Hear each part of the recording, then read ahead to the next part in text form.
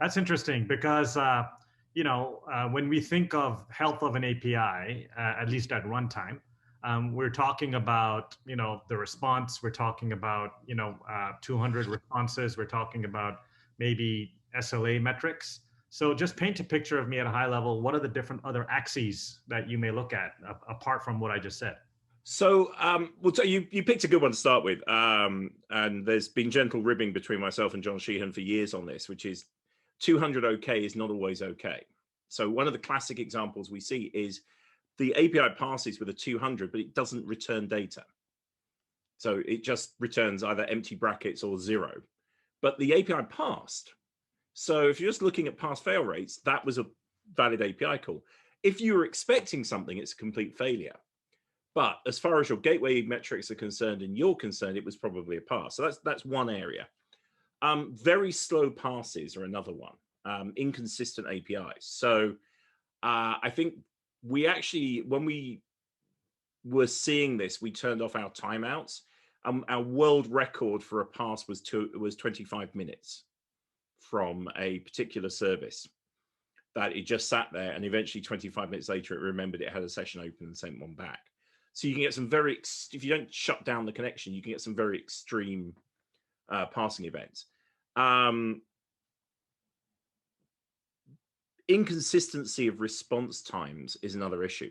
It's actually easy to build for a slow API. You can design UI to cope with slow.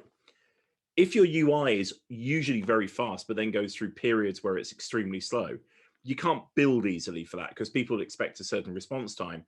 And then if it spends 3 or 4 hours a day running at 2 minutes, people will just get bored and tired of the app. But often what we found with our customers is that's not very well logged in their existing systems because a lot of people still rely on medians rather than percentiles for DevOps purposes. And you can hide pretty much anything you like in a median. We actually had a carrier customer who had a service out for 6 hours a day, but because the average response time didn't change, as far as they were concerned, they were within their SLA, but nobody could use the service for 6 hours.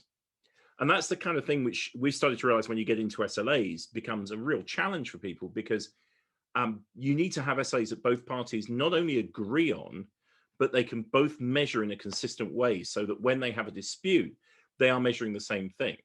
If you're providing an SLA, but you only ever measure at your gateway, nobody can ever prove you're wrong. Even if they can't use your service, you will be able to state, subject to the SLA, nothing has gone wrong. And personally, one of my problems with the industry at the moment is we are basically hand waving away SLAs. We should take them a lot more seriously, especially as we move into an era of open finance, open travel. What SLAs and what will be the enforcement on COVID passports, for example, your COVID vaccination status. If you can't book an airline ticket without one, and that service is running slowly, that will have real world implications. But how do you prove that to a third party? And Yeah, that's where we're going. right. Now, we are now increasingly moving into a multi-tenant, multi-cloud hybrid world where there's APIs under APIs under APIs, and it's all nested. There's proprietary APIs hidden underneath more proprietary or public APIs, and there's Kubernetes APIs and your whole Kubernetes stack, and then you have other APIs on top for your application layer. So how do you think about API health and API in this world? So much complexity. So we were the first solution, and I think we're still the only solution that's multi-cloud, multi-tenant. A lot of solutions out there are predominantly built on one cloud, be it usually AWS. We took the view that your API, you can't guarantee APIs are built on AWS. So our system currently, everywhere there's a public data set, a public data center from Amazon, Microsoft, IBM, and Google, we have a data collection agent. And you need to think about agent network like mini application servers. So if you look at a fintech solution doesn't speak to your mobile phone app contacting a bank, doesn't speak direct to your bank. Because of the security layers, it's actually speaking to an intermediate server that's handling the secure communications to the banks, often through an aggregator.